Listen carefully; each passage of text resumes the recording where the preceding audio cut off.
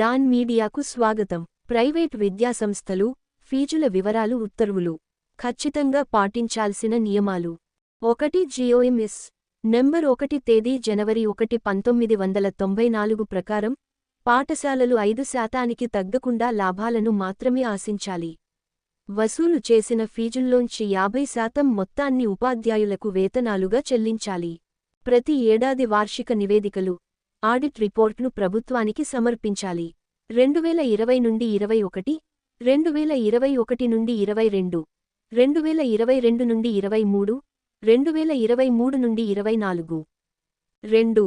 GOMS-no 42 తేదీ July 30, 2010 ప్రకారం ఫీజులను పెంచాలంటే డిస్ట్రిక్ట్ ఫీ రెగ్యులేషన్ కమిటీ (డిఎఫ్ఆర్సి) అనుమతి తీసుకోవాలి.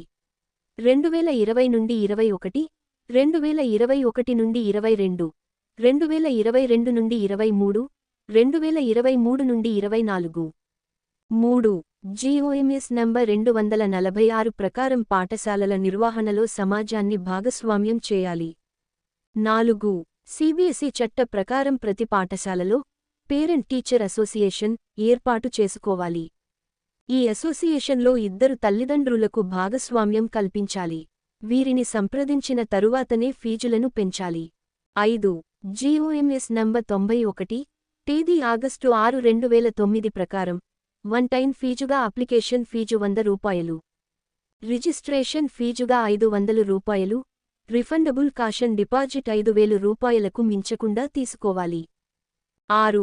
జీవోలోని సెక్షన్ 1(సి) ప్రకారం పాఠ్యపుస్తకాలు, స్టేషనరీ, యూనిఫామ్లను స్కూల్ యాజమాన్యం సూచించే చోటే కొనాలన్న ఖచ్చితమైన నిబంధనలేమీ పెట్టరాదు. వీటి అమ్మకాలకు పాఠశాలల్లో కౌంటర్లు ఏర్పాటు చేయరాదు. విద్యార్థుల తల్లిదండ్రులకు నచ్చిన షాపులో కొనుగోలు చేయవచ్చు. 7.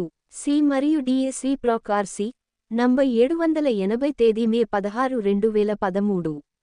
సెక్షన్ 8(1) ప్రకారం పాఠశాలల బోర్డులపై ఇంటర్నేషనల్, ఐఐటి, ఒలింపియాడ్, కాన్సెప్ట్, ఈ-టెక్నో అనే తోకలేవి తగిలించరాదు.